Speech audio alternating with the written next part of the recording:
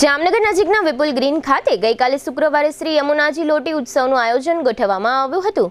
સમગ્ર આયોજન જામનગરના લોહાણા મહિલા મંડળના પ્રમુખ જ્યોતિબેન માધવાણીના માર્ગદર્શન પ્રમાણે આયોજિત કરવામાં આવ્યું હતું।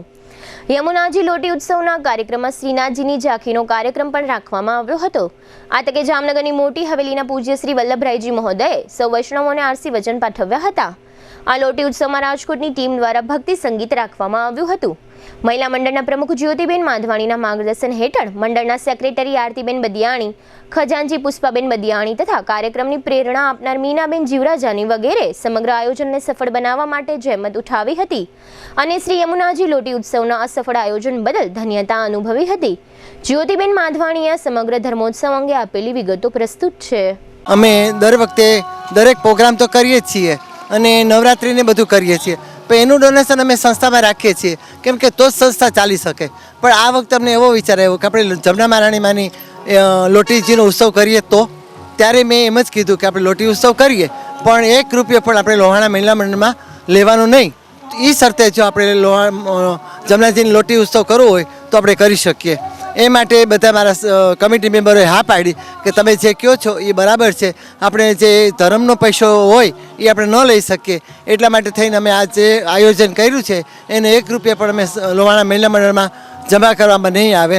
જે કંઈ પૈસો છે એને આમાં અમારા ખર્ચમાં આવી જશે। આનો ખર્ચો છે મહારાણીમાંનો એ લગભગ 2 થી 2.5 લાખ જેટલો ખર્ચો આવે છે, એટલે મંડપનો ખર્ચો છે, જગ્યાનો ખર્ચો છે, બાકી આ વૈષ્ણવ જે જમનાજીની લોટી મથુરાથી ભરીને આવ્યા છે એનો પણ ખર્ચો હોય। આ બધા ખર્ચા કાઢતા અમને ટોટલ કાંઈ વધશે નહીં અને મહારાણીમાંની કૃપાથી અમારા પ્રોજેક્ટ એકદમ સફળ અને સરસ રીતે પાર પડી જાય અને અમારે કોઈને કહેવું ન પડે કે આમાં ઘટ્યા છે તમને આપો, એટલી મહારાણીમાંની કૃપાથી આજે બધું આવી જાય એટલે અમારા પ્રોજેક્ટ એકદમ સફળ થશે। આજે વલ્લભ બાબાને અમે વિનંતી કરવા ગયા હતા કે આપણે આ લોટી ઉત્સવ કરીએ છીએ, જે આપની આજ્ઞા હોય તો અમે આ લોટી ઉત્સવ કરીએ, ત્યારે ખૂબ જ એને હસી ખુશીથી કીધું કે ના તમે કરો, અને અમે કીધું કે આપ પધારો અને અમને કંઈક 2 શબ્દ સંભળાઈ આપો। એ તમે જોયું જ છે કે વલ્લભ બાબાએ સરસ વાણીમાં એનું આપણને ખૂબ જ સરસ રીતે સમજાવ્યું છે કે આમાં યુવા પેઢીને પણ શીખવા મળે એવું છે।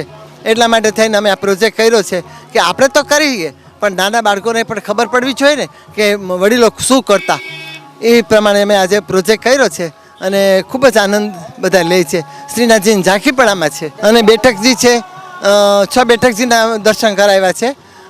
મેં મુખ્ય 6 બેઠક છે એના, પછી પ્રથમ મિલનના દર્શન કરાવ્યા છે, ગિરિરાજજીના દર્શન કરાવ્યા છે અને આવી રીતે અમે કર્યું છે। અને અમારે આ રાજકોટથી ટીમ આવી છે, એ ભાવેશભાઈ પંડ્યા બધું લઈને આવ્યા છે અને એના હિસાબે આ બધું સરસ રીતે સફળ થયું છે।